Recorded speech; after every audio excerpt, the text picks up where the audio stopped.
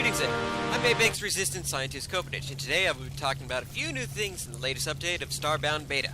First off, you can see here that there is a slightly less condensed ship. This is because there was a character wipe with the newest release of the Starbound Beta update. That was to fix the combat, but I'll get to that in a second. For now, I'm talking about this specific machine right here. What is this machine? It is the new pixel compressor. The pixel compressor was introduced in the latest update to address the issue of turning pixels into physical items so that you can work with them more. You can store them, you can trade them, but it's at a cost, and I'll get to that in a couple of seconds. But first, I'm going to show you how to acquire the pixel compressor. You can acquire one of two ways. The first way is you already have the blueprint in your 3D printer. As you can see here, the 3D printer, it shows that it costs 1,500 pixels in order to make it. What does it mean when you make it? It means that at the cost of these pixels, it will print out an actual item of the pixel compressor. The second way is you can make it from steel and titanium with the exact same cost. So you're better off making it from the 3D printer. Now, while we're on the issue of the 3D printer, I'll go ahead and give a brief demonstration on that. The 3D printer takes a physical, placeable item that you have, and it scans it at a cost. Once you have it scanned, it will consume the item, and when the item is consumed, it will be able to be printed out. Unfortunately, there still are some bugs with the system. As you can see, I just scanned the item was lost, and it's not here on the list of items I can print out. I'll go over that in a later video. But for now, the item would more than likely be scanned onto your 3D printer, and at an increased cost, more than it costs to scan the item, you will be able to print the item out, having somewhere in the realm of infinite uses, or infinite amount of that item, however much you can afford. Back onto the pixel compressor, however. Pixel compressor has a cost for compressing pixels. Unfortunately, it will take 40% of all those pixels.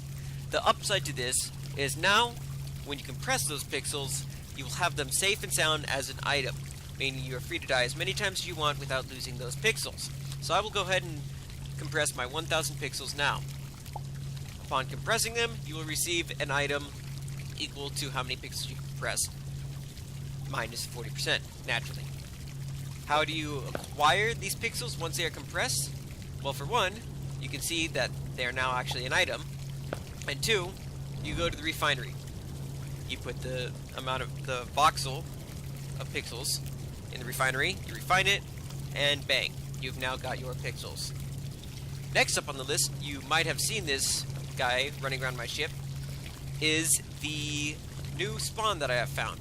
I am unaware as to whether or not he was in the previous update, but I found him in this update, and I have been doing the exact same stuff to acquire him before that I have been doing now, and I got him now. How did I get him, and what is he? He is a Stimpack merchant. He sells all of the Stimpaks. Where did I get him? In an Apex laboratory from an Apex scientist. Same where I got these clothes. How does spawners work? For one, spawners are physical items, and you make them from your metalworking station.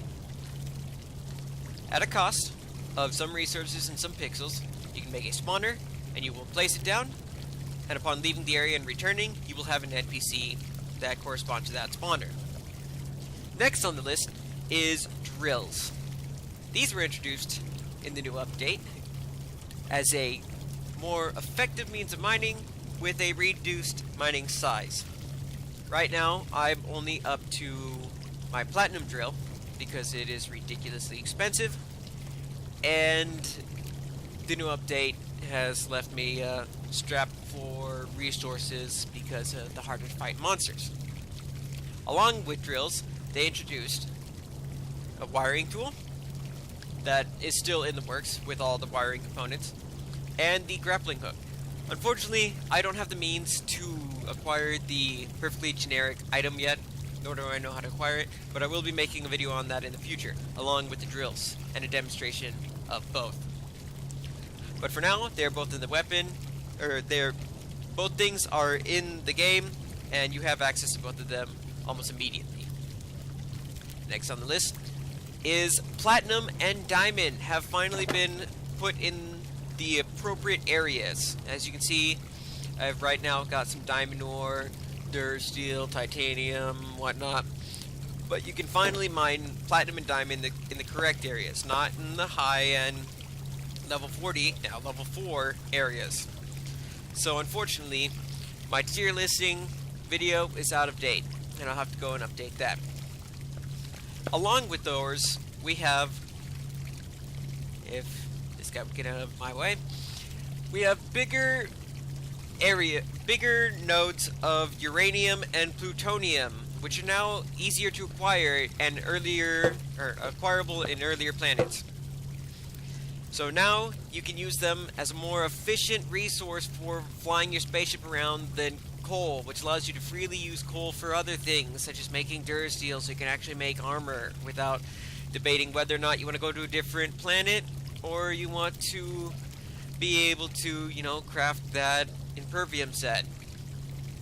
Next up, we have an incredibly large bug that I'm sure many of you are already aware of, and the rest of you are not aware of because you either are working on your village or you just can't be bothered to make your own weapons. Which there's nothing wrong with that because there's plenty of powerful weapons available now. However, in this event, they're not nearly as powerful as what I'm about to show you. In my hands now, I've got an insanely powerful weapon. Though it does not look like it, it is ridiculously powerful. How powerful is it? Powerful enough to one-shot all current bosses. And you're going to be even more surprised when I tell you, it's only made out of steel. This weapon right here is not a typo. None of those statistics are typos. It does indeed do 3,750 damage on swing. Now, obviously this is an oversight, a tremendous oversight at that, but this was done when they revamped the combat system for this current update in an attempt to make the combat less confusing for players, which is understandable, but the other problem is that the developers, upon releasing the update, went to bed, so they are unable to see all the tremendous bugs that are in the game as of right now. Now this ties into the last of my issues that I have currently to talk about in the video, and that is the flying enemies. Now as it stands right now, flying enemies, or all the enemies, do a fair amount of damage and they're fairly balanced. Unfortunately, because your weapons are not, you get access to later tier planets earlier on, because you have the ability to one-shot anything that doesn't hit you right away. But this leads to another problem that I've discovered. And although I've discovered it earlier on, it becomes a big problem when you're exploring later planets. Now you may be saying to yourself that I'm just running around abusing a bug, but as one of the responsible beta testers, I have to explore all of the beta. So this weapon allows me to work with the beta and be able to get access to everything as soon as possible. And because of that, I can demonstrate things that are wrong with the beta, or I can demonstrate how to play the game to people, and so on and so forth. Unfortunately, right now I cannot find a flying enemy. But there you have it right now. The flying enemies, upon dying, their corpse turns into a damaging entity. This is not the same with ground-bound enemies, but the flying enemies are different. Flying enemies generally attack with projectile attacks, and also have been fixed to now pursue you if you are engaged in combat with them.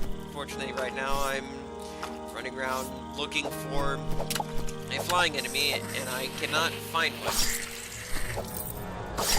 Other than the one I just killed recently. Hopefully I can find one so I can break the video to the end. Unfortunately, I cannot. I am sorry. But I can say that in later levels, when you still have lower level armor, the flying enemies will pose a great threat to you if you are fighting extremely high level enemies. Because upon dying, their corpse, like I have said earlier, will turn into a damaging entity, which can fall and damage and or kill you. This is not the case with ground-bound enemies. If they were to jump at me and die in the air, their corpses would not damage me, but that is the case for the flying enemies. At any rate, this has been a brief announcement on the new updates, some of the new updates in the beta, and I will be making more videos in the future, so if you're interested in those videos, there you have it, right there, perfect example. If you're interested in Starbound videos and coverage of the beta, I will be making more videos on that in the future, so keep up to date on my channel, subscribe if you feel like it. I'm not asking you to. This is Apex Resistance Scientist Copenage, signing off.